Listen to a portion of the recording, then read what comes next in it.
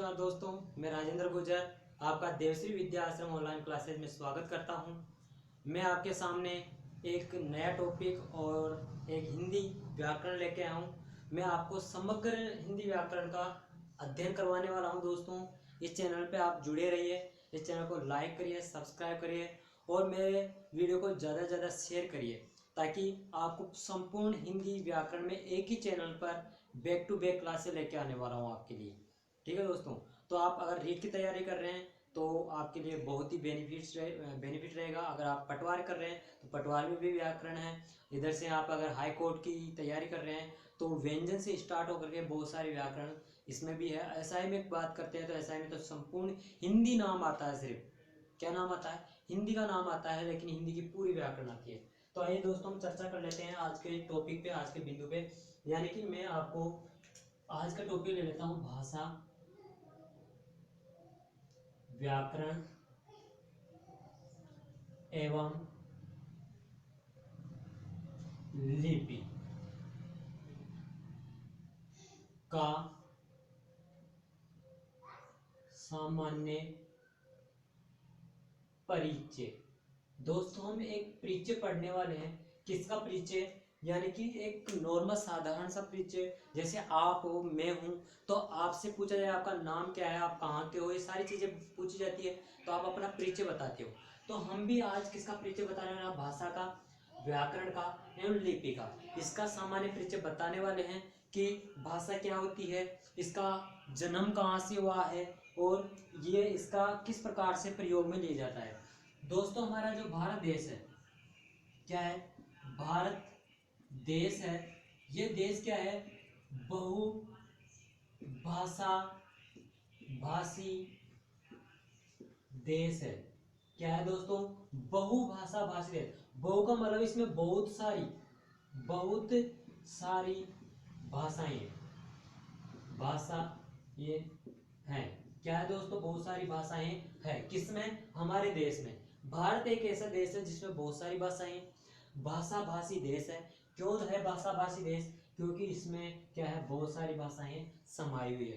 दोस्तों, अगर मैं भाषाओं की बात करूं तो संस्कृत, हिंदी, अंग्रेजी, उर्दू, पंजाबी, मलयाली, उड़िया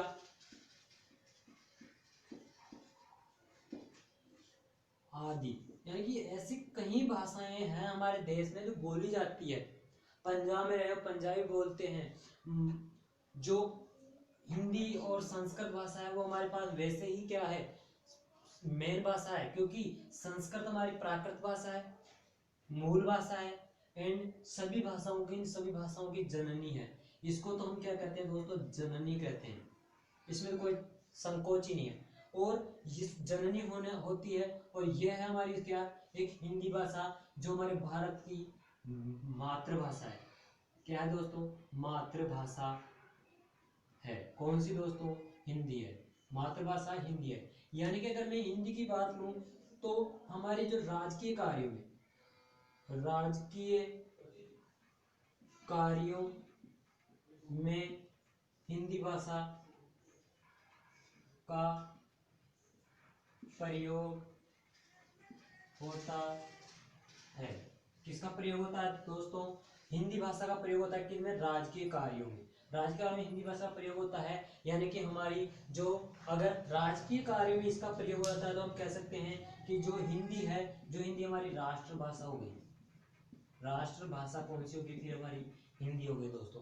ठीक है दोस्तों, तो मैं भाषा के बारे में ही चर्चा कर रहा था कि भाषा जो है वो हमारे भारत की क्या है, बहुभाषी देश है। भारत जो हमारा देश है वो बहुभाषी देश है, यानी बहुत सारी भाषाएं हमारे देश में बोली जाती है। और इन सभी भाषाओं की जननी जो है वो कौन सी है? संस्कृत है। कौन सी है? संस्कृत। संस्कृत क्या है दोस्तों? सभी भाषाओं की जननी है। और हिंदी की जो बात करूं मैं तो हिंदी हमारी एक तो मातृभाषा है, दूसरी बात करूं तो हिंदी हमारी राष्ट्रभाषा है। क्यों है राष्ट्रभाषा? क्योंकि दोस्तों हमारे राजकीय जो कार्य किए जाते हैं, कोर्ट हुआ या विद्यालय हुआ, शिक्षा विभाग हुए, जितने भी हमारे न्यायालय हुआ, उच्च न्यायालय हुआ, बैंक हुए, बहुत सारे बैंकों में वैसे ज़्यादा अंग्रेजी काम में लेने लग गए दोस्तों। तो यानी कि ये भी हमारे भारत में काम में ली जाती है, इसलिए बहुभाषा भाषी देश तो कहा गया है। यानी कि हमारे राजकीय कार्यों में जो काम में ली जाती है दोस्तों, वो भाषा कौन सी है? हिंदी भाषा है। और हिंदी भाषा सभी राजकीय कार्यों में प्रयोग में ली जाने लग गई, इसलिए उसे राष्ट्रभाषा भी कहते हैं। और राष्ट्रभाषा हमारी कौन सी? अगर आपसे क्वेश्चन पूछा जाए राष्ट्रभाषा कौन सी है दोस्तों, तो ऑप्शन में आपका आंसर आएगा सही, हिंदी। अगर आपसे क्वेश्चन पूछा जाए कि मातृभाषा कौन सी है दोस्तों, तो हमारा आंसर आएगा हिंदी। अगर आपसे क्वेश्चन पूछा जाए दोस्तों कि सभी भाषाओं की जननी कौन सी है, तो वहां पर आंसर आएगा आपके कौन सा? संस्कृत। ठीक है दोस्तों, इसके बारे में हम विस्तार से चर्चा करेंगे, लेकिन उससे पहले हम शब्द की चर्चा करते हैं। किसकी चर्चा करते हैं? शब्द की, कि भाषा क्या है। हम ये सारी विस्तार से चर्चा करेंगे, एक एक पॉइंट को मैं आपके सामने खुलकर प्रस्तुत करने वाला हूं दोस्तों। आपको एक भी टॉपिक ऐसा नहीं छोड़ने वाला मैं कि आपका ऐसा लगे आपको कि ये तो पढ़ा है नहीं सर ने। मैं आपको एक एक टॉपिक क्लियर करवा दूंगा। आपको रीट में एक एक टॉपिक को क्लियर करवा करके आपको रीट की तैयारी करवाऊंगा दोस्तों में।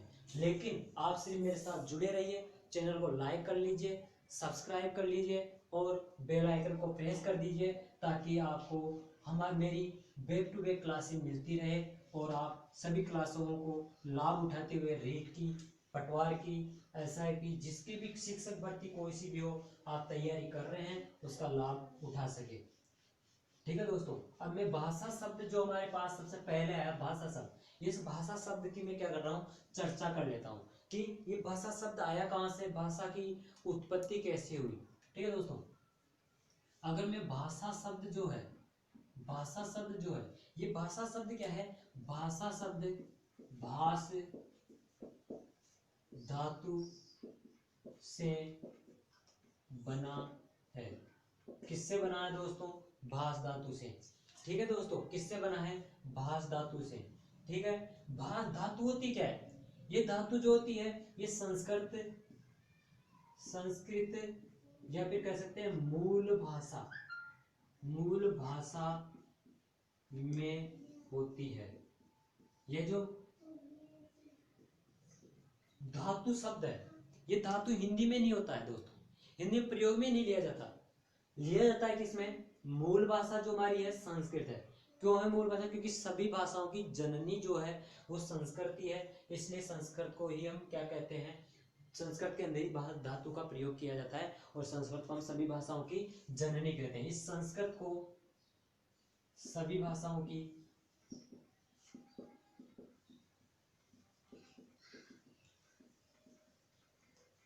जननी कहते हैं। यानी कि सभी भाषाओं की जो जननी है वो कौन सी भाषा है? संस्कृत है। संस्कृत भाषा कौन सी मूल भाषा है? संस्कृत भाषा में हम क्या लेते हैं प्रयोग? धातु लेते हैं। और धातु का अर्थ क्या होता है? यानी कि धातु क्रिया होती है। धातु तो क्या होती है दोस्तों? क्रिया होती है। यानी कोई भी कार्य किया जाता है, उस कार्य को करने के लिए जो प्रोसेस होता है वो क्रिया होती है। लेकिन भाष ये क्या है? इसका अर्थ होता है दोस्तों बोलकर। क्या होता है? बोलकर। क्या अर्थ होता है इसका? बोलकर। यानी कि भाष धातु का अर्थ बताऊं तो बोलकर होता है। धातु यानी कि क्रिया होती है। धातु संस्कृत में प्रयोग में ली जाती है। ठीक है दोस्तों, यानी कि बोलकर का मतलब हो गया कि हम कोई भी शब्द को, यानी कि हमारे अंदर जो भी विचार होंगे उनको बोल करके हम क्या करेंगे? प्रकट करेंगे। ठीक है, यानी कि भाषा एक क्या हो गया? साधन हो गया। साधन हो गया। ठीक है दोस्तों, साधन हो गया। यानी कि साधन किसका हो गया? हमारे विचारों को, हमारे भावों को प्रकट करने का एक साधन हो गया, एक माध्यम हो गया, एक माध्यम हो गया। ठीक है दोस्तों, समझ में आ रहा है आपके? अब आगे हम चर्चा करते हैं। इसके बाद में साधन कैसे, परिभाषा की चर्चा कर लेता हूं मैं। परिभाषा किसकी? भाषा की। भाषा की परिभाषा किसे कहते हैं? सीधा से एक डायग्राम्स में आपको समझाता हूं। एक व्यक्ति यहां पर है, एक व्यक्ति यहां पर है। ठीक है दोस्तों, अब ये व्यक्ति कुछ बोल रहा है, यहाँ से यहाँ पर अपने भावों को पहुंचाएगा। अपने विचार में जो भी क्रियाएं करेगा वो अध्वन्यात्मक। एक वर्ड आपको यहाँ लिख देता हूं मैं, अध्वन्यात्मक। अध्वन्यात्मक, ठीक है। अध्वन्यात्मक का विच्छेद करता हूं, अ प्लस ध्वनि प्लस आत्मा, एक तरह से ये हो गया। अ का मतलब हो गया हमारे पास नहीं से, ध्वनि मतलब आवाज, और नहीं आत्मा यानी कि मन में। जो हमारे मन में आवाज है, यानी वो आवाज कैसी है, नहीं के बराबर, मतलब वो आवाज नहीं निकल रही है, उसका कोई रूप नहीं है अभी तक। क्या नहीं है दोस्तों, उसका कोई रूप नहीं है, ठीक है दोस्तों। यानी उस ध्वनि का क्या नहीं है, अभी तक कोई रूप नहीं है। उस ध्वनि को, अब इसके मन में भी कुछ क्या है, आवाजें हैं, लेकिन वो कहाँ मन में है, किसी को पता ही नहीं चल रहा वो उसके मन में क्या है। इसके मन में भी कुछ क्या है, आवाजें हैं, कुछ विचार हैं, कुछ भाव हैं, लेकिन वो इसको मतलब पहुंचाना चाहता है। तो पहुंचाएगा किससे, अगर दोस्तों मैं यहाँ एक डायग्राम बनाता हूँ, यहाँ एक फैक्ट्री है, क्या है दोस्तों, फैक्ट्री है, एक फैक्ट्री यहाँ है। अब यहाँ से यहाँ माल पहुंचाएगा, किसमें लोड करके पहुंचाएगा, कोई साधन होगा, कोई साधन होगा जिसमें पहुंचाएगा। तो यहाँ भी ये किससे पहुंचाएगा, साधन से। और यहाँ जो साधन होगा, उस साधन का माध्यम कोई भी गाड़ी होगी, ट्रक होगा, ठीक है दोस्तों, पिक अप होगी, कुछ तो होगी, कुछ तो होगी पहुंचाने के लिए। तो यहाँ पर भी उसे पहुंचाने के लिए जो होगी वो होगी दोस्तों भाषा। यहाँ साधन कौन सा है, भाषा। यानी कि कह सकते हैं इसके मन में जो भी विचार है, जो भी भाव है, उनको यहाँ तक पहुंचाने के लिए, इसके मन में जो भी भाव है उसे पहुंचाने के लिए एक साधन का प्रयोग होगा, वो साधन दोस्तों होगी भाषा। अब ये भी तो होगा कि ये भी यहाँ से यहाँ पहुंचाएगा, वही साधन किसी मसाले, वो भी क्या होगा, भाषा। मतलब ये तो हो गया क्या, आदान। क्या हो गया दोस्तों, आदान। ये क्या हो गया, प्रदान। मतलब मैं कह सकता हूं कि आदान प्रदान करना, यहां से माल यहां गया, ठीक है दोस्तों, यहां से माल आया, ये हुआ आदान, ये हुआ प्रदान। यानी कि कह सकते हैं हम आदान प्रदान करना। मतलब सारी भाषाओं का एक ही है कि भाषा वह माध्यम है जो व्यक्ति के मन के विचारों को, भावों को दूसरों के सामने प्रकट करने का एक माध्यम है। अब देखो परिभाषा की बात थी, परिभाषा लाता हूं, परिभाषा की बात हमारे पास, परिभाषा लिखता हूं, व्यक्ति अपने मन के विचारों या भावों को जिस माध्यम से प्रकट करता है वह भाषा है। दोस्तों वह क्या है, भाषा है। यानी कि व्यक्ति जिस भी माध्यम से, यह क्या होगा, एक माध्यम होगा, किसके लिए, विचारों को, भावों को प्रकट करने के लिए। समझ में आया, व्यक्ति यानी कि मैं हूं, आप हो, कोई भी व्यक्ति है, कोई भी इंसान है, उसका मन होता है, मन यानी हृदय होता है, हृदय के अंदर बहुत सारे विचार समाहित रहता है, जिनको ध्वनि नहीं मिली हुई रहती, आवाज नहीं मिली हुई रहती, नहीं ध्वनि, जिसकी ध्वनि नहीं है, सिर्फ पड़े हुए हैं अभी, लेकिन उन्हें ध्वनि देने के लिए, उन्हें आवाज देने के लिए, उन विचारों भावों को आवाज देने के लिए किसी न किसी साधन की जरूरत है, किसी न किसी माध्यम की जरूरत है। यानी कि वो माध्यम क्या होगा दोस्तों, भाषा होगा वो माध्यम। क्या होगा, भाषा होगा वो माध्यम। समझ में आ गया दोस्तों, भाषा परिभाषा समझ में आ गई कि व्यक्ति अपने मन के विचारों भावों को जिस माध्यम से प्रकट करता है वह माध्यम कौन सा है, भाषा है। समझ में आया, मतलब ये अपने एक भाषा के माध्यम से अपने विचार को यहाँ भेज रहा है, ये यहाँ भेज रहा है, ये भी कुछ पूछ रहा है, ये उत्तर दे रहा है, ये कुछ पूछ रहा है, ये उत्तर दे रहा है, मतलब एक पूछ रहा है दूसरा उत्तर दे रहा है, आदान प्रदान कर रहा है। ठीक है दोस्तों, समझ में आ चुका है। अगर आपको समझ में आ चुका है तो थंब करिए।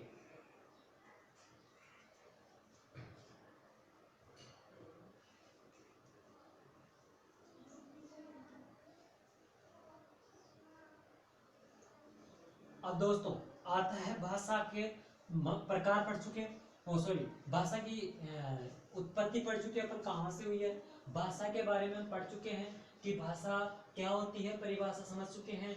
ये एक साधन होता है, एक माध्यम होता है अपने विचारों को प्रकट करने का, एक स्थान से दूसरे स्थान पहुंचाने का। मैंने उदाहरण के तौर पे भी समझाया आपको कि एक जैसे कोई फैक्ट्री है, उस फैक्ट्री से दूसरी फैक्ट्री तक अगर कोई सामान पहुंचाया जाता है तो किसी न किसी माध्यम से पहुंचाया जाता है। तो इसी प्रकार से दोस्तों देखिए भाषा के प्रकार, भाषा के प्रकार। दोस्तों जल्दी से कमेंट बॉक्स में बताइए भाषा के कितने प्रकार होते हैं। ठीक है दोस्तों, दोस्तों मेरे पास तो आंसर आ रहा है, वो आ रहा है 3। आपका भी उम्मीद है 3 ही आया होगा। तो पहला कौन सा है? पहला दोस्तों बोलकर प्रकट करता है। बोलकर मौखिक, मौखिक कहते हैं उसे। जब दोस्तों आप पढ़ते थे तब आपके 2 एग्जाम हुआ करते थे 8 लेवल तक, एक लिखित एक मौखिक। तो जिसमें मौखिक में तो क्या होता था, आपसे प्रश्न उत्तर खड़ा कर दिया जाता था टीचर के द्वारा कि खड़े हो जाओ, फिर वहां आपसे 2-4 क्वेश्चन पूछे जाते थे, फिर आप उत्तर देते थे। लिख करके देते थे क्या, कुछ डायग्राम बना करके देते थे क्या? नहीं, सिर्फ बोल करके देते। और टीचर आपसे क्वेश्चन पूछता था, मतलब टीचर आपसे क्वेश्चन पूछा, यहाँ पर एक टीचर है, यहाँ पर स्टूडेंट है। ठीक है दोस्तों, यहाँ पर कौन है? छात्र है, यहाँ पर कौन है? अध्यापक है।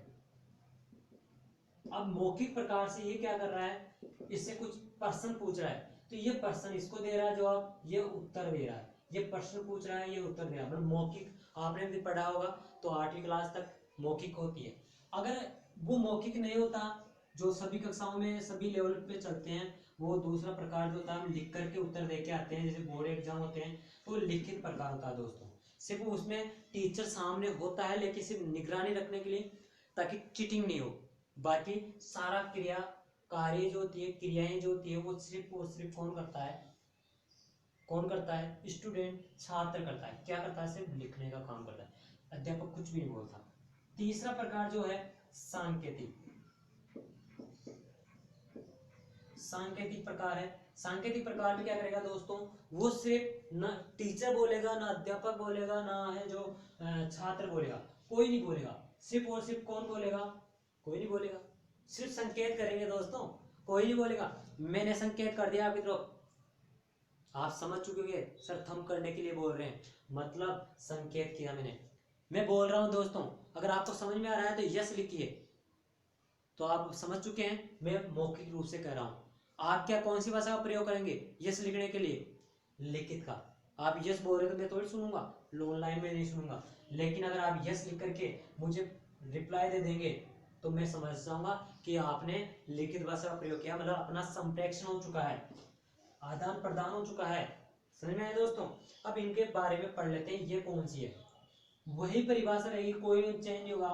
व्यक्ति अपने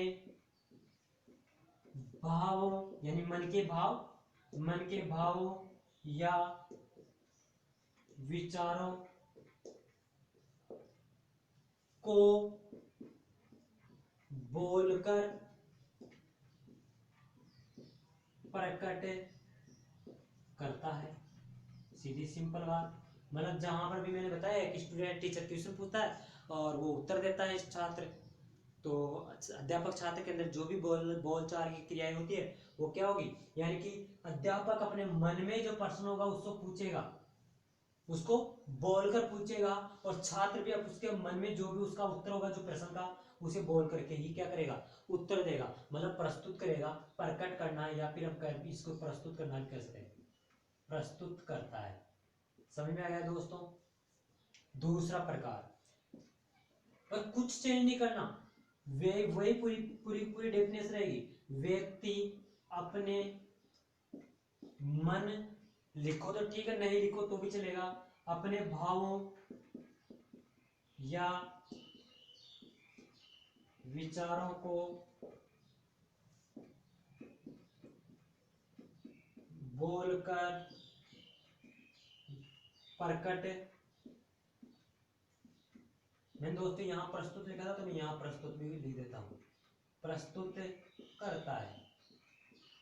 समझ में आ गया दोस्तों कि व्यक्ति क्या करता है अपने, वही इसमें भी वही है कि अध्यापक ने क्वेश्चन पूछा लेकिन छात्र लिख करके उत्तर दे रहा है। अध्यापक ने लिखित में पेपर दे दिया, आपने लिखित परीक्षा देते हैं तो वो बहुत पूछता थोड़ी आपसे कि इसका उत्तर लिखो, वो क्या करेगा एक पेपर दे देगा आपको, और पेपर देने के बाद में उनके मन में जो विचार थे उनको पेपर में लिख प्रश्न लिख दिए, आपके मन में अब उस प्रश्न के प्रति क्या उत्तर है उन्हें क्या करेंगे आप दोस्तों ये सेम ही हो गया, सॉरी क्योंकि मैंने कहा था कुछ चेंज नहीं होगा, सिर्फ क्या चेंज होगा यही चेंज होगा, यानी कि यहाँ क्या चेंज होगा, यहाँ लिख कर चेंज होगा, यानी कि बोलकर थोड़ी प्रस्तुत करेगा, यहाँ लिख करके प्रस्तुत करेगा, लिख कर प्रकट करेगा। ठीक है, कुछ नहीं चेंज हुआ। टीचर ने क्या किया, आपको लिखित में एक पेपर दिया, आपने एक शीट के अंदर लिखित में ही टीचर को उत्तर दे दिया। टीचर ने क्या किया था, अपने जो भी उसके मन में विचार थे, अपने भाव थे, या बुक्स के अंदर से जो भी उसने आपने पढ़ाए थे उन सभी भाव विचारों को क्या किया था, लिख करके पेपर प्रस्तुत किया था। आपने भी उसी बुक से पढ़े थे, टीचर ने पढ़ाया था, उसी का अपने मन में जो भी विचार थे भाव थे उनको लिख करके टीचर को प्रस्तुत कर दिया, यानी कि सबमिट करवा दिया। अब दोस्तों जब आपने समझ में आया यहाँ तक, व्यक्ति यानी कि आप हो वो व्यक्ति, ये समझ लीजिए आपके मन में जो भी भाव है विचार है उनको बोलकर प्रस्तुत कर रहा है, जब तक तो क्या होंगे मौखिक, आपके ही मन में वही भाव है लेकिन आप उन्हें बोलकर नहीं लिखकर प्रस्तुत कर रहे हैं तो क्या हो जाएगा लिखित। अब आप बोले भी नहीं लिखे भी नहीं, गूंगे हो के नहीं है। हाँ बिल्कुल, आपने मूक बधिर विद्यालय सुना होगा, कई विद्यालय ऐसे थे मूक बधिर होते हैं, यानी कि बच्चा बोल नहीं पाता है तो वो इशारों से ही पढ़ता है। अपने कई स्कूल से ऐसे हैं, मूक बधिर विद्यालय होता है, वो स्पेशल विद्यालय होते हैं, वो उनमें संकेतों से पढ़ाया जाता है, ऐसा नहीं है। तो वो क्या वो पढ़ते नहीं है बच्चे, जो बोल नहीं सकते क्या वो पढ़ नहीं सकते, जो सुन नहीं सकते क्या वो बोल नहीं सकते, वो इन दोनों भाषाओं का प्रयोग नहीं, इसका प्रयोग नहीं करते, मौखिक का नहीं करते, लेकिन वो लिखते हैं और संकेत करते हैं। तो यानी कि सांकेतिक भाषा वही सब कुछ वही रहेगा, व्यक्ति अपने भावों या विचारों को संकेत के माध्यम से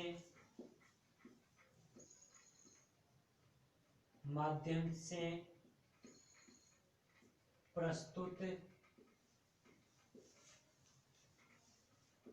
करता है या प्रकट करता है। तीनों डेफिनेशन में कोई भी चेंज नहीं है दोस्तों, कोई भी मैंने नया नहीं बताया है, जो मेन परिभाषा थी ना वही परिभाषा है। मेन परिभाषा में हमारे क्या था, व्यक्ति अपने भावों या विचारों को जिस माध्यम से प्रकट करता है वो तो भाषा थी, उस जिसकी जगह पर बोलकर आ जाएगा वहां मौखिक, वो जिसकी जगह पर लिखकर आ जाएगा वहां पर लिखित, वो जिसकी जगह पर संकेत आ जाएगा वहां पर सांकेतिक। क्या था, मैंने एक डेफिनेशन लिखाई थी दोस्तों कि व्यक्ति अपने मन के विचारों या भावों को जिस माध्यम से प्रकट करता है, जो भी माध्यम होगा उसका, जिस माध्यम से जिस साधन से प्रकट करता है वो साधन तो क्या था दोस्तों, भाषा थी, वो साधन तो क्या था दोस्तों, भाषा थी। ठीक है दोस्तों, अब जो मैंने जिस शब्द बोला था जिस माध्यम से, वो माध्यम अगर वो बोलने का माध्यम है तो मौखिक है, वो लिखने का माध्यम है तो लिखित है, वो संकेत करने का माध्यम है तो दोस्तों लिखित है। समझ में आया यहां तक?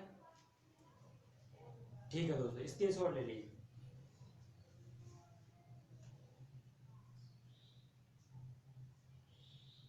ठीक है दोस्तों, अब देखिए ट्यूशन यहां से नहीं बनता आपके, क्योंकि ये तो अपन छठी सातवीं क्लास में ही अपन पढ़ लेते हैं भाषा, मौखिक, लिखित और ये सारे।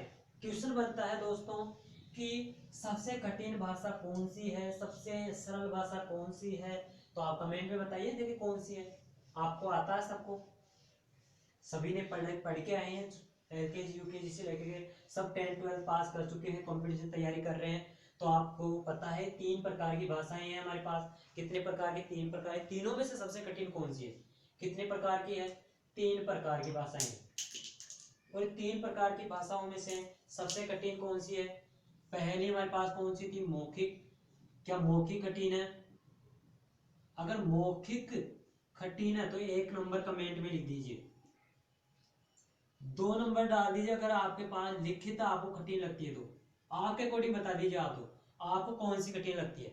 मौखिक अगर आपको कठिन लगती है तो आप 1 नंबर डाल दीजिए कमेंट में। अगर आपको लिखित कठिन लगती है तो लिखित में 2 नंबर डाल दीजिए।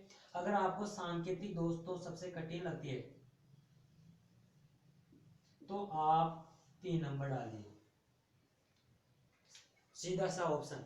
मैं क्या बताऊंगा वो तो अब बताऊंगा, आपको कौन सी लगती है इन तीनों में से सबसे कठिन, वो कमेंट में लिख दीजिए। ठीक है दोस्तों, देखता हूं, मैं बताता हूं आपको। मैंने पूछती सबसे कठिन, तो सबसे कठिन को बता देता हूं। सबसे पहले कठिन ये है दोस्तों, सांकेतिक। कठिन भाषा कौन सी है दोस्तों? कठिन भाषा है सांकेतिक। सरल भाषा है मौखिक। और ये कौन सी रह गई? तो फिर दोस्तों ये सरल भी है और कठिन भी है। समझ में आया? सरल भी है और कठिन भी है। ठीक है दोस्तों, अब आपको बता देता हूँ ये सरल कैसे है, ये कठिन कैसे है, ये सरल कठिन दोनों कैसे है। देखो, मैं आप बोल रहा हूँ कुछ भी, मैं जो कुछ भी बोल रहा हूँ दोस्तों, वो सारी की बातें आपको समझ में आ रही है। गाँव में अगर कोई व्यक्ति अपने विचारों उसको मतलब बातचीत करता है, वही वही तो विचार होते हैं। जो भी व्यक्ति कोई बातचीत करता है तो बातचीत उसको समझ में आते रहते हैं, वो उसका रिप्लाई देता रहता है। वो भी कुछ पूछता है, वो भी रिप्लाई देता है। मतलब दोनों बातें करते हैं, काफी लंबी बातें करते थे। पंचायत होती है, उसमें भी बातें होती है। तो ये सारे तो मौखिक है, इसलिए सरल है, क्योंकि इसमें हर कोई व्यक्ति समझ जाता है। गांव का व्यक्ति शहर में आता है, वहां भी समझ जाता है, और शहर का व्यक्ति अगर गांव में जाता है तो भी समझ जाता है। ठीक है दोस्तों, लेकिन कठिन की बात बता दो, सरल की बात, सरल कठिन दोनों बता देता हूँ दूसरे नंबर। मैं हूं, आप हो, सब पढ़े लिखे हैं, लेकिन पढ़े लिखे हुए के लिए तो ये सरल हो जाएगी, क्योंकि वो तुरंत पढ़ लेगा। ये लिखित लिखा हुआ है, मौखिक लिखा हुआ है, सरल लिखा हुआ है, ये कठिन लिखा हुआ है, 3 लिखे हुए हैं, सब पढ़ लेंगे। मतलब क्यों? क्योंकि वो पढ़े लिखे हैं, और पढ़े लिखे के लिए वो सरल हो गए। वो तुरंत लिखित रूप को पढ़ लेंगे, वो लिखित रूप को पढ़ लेंगे। अब पढ़ने के कारण ही वो उनके लिए सरल हो जाएगी दोस्तों। लेकिन क्वेश्चन ये है कि वो कठिन कैसे है। देखिए दोस्तों कैसे है वो कठिन। आपने अपने ही परिवार में देखिए, कोई व्यक्ति जो बुजुर्ग व्यक्ति है, पुराने समय का है, 80 के दशक का है, वो पढ़ा लिखा है नहीं है, या कम पढ़ा लिखा है। उसके सामने कम पढ़ा लिखा मतलब इंग्लिश कम आती है उसको, या तो ठीक है, तो इंग्लिश का लेटर आ गया, या इंग्लिश में कोई पत्र आ गया, संदेश आ गया, या मोबाइल के अंदर मैसेज आ गया, उसे नहीं पढ़ पाता। वो क्या करता है, एक साक्षर व्यक्ति के पास जाता है और कहता है कि इसे पढ़ के सुना दे, इसमें क्या है।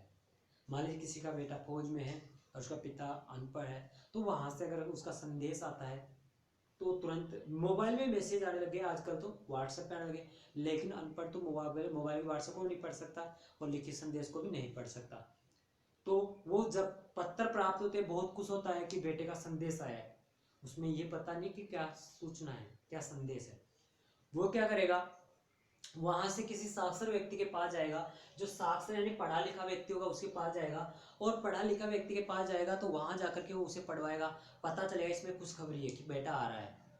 ठीक है, तो जिसने पढ़ करके सुना दिया ना उस लेटर को, उसके लिए तो वो लिखित भाषा कौन सी होगी, सरल।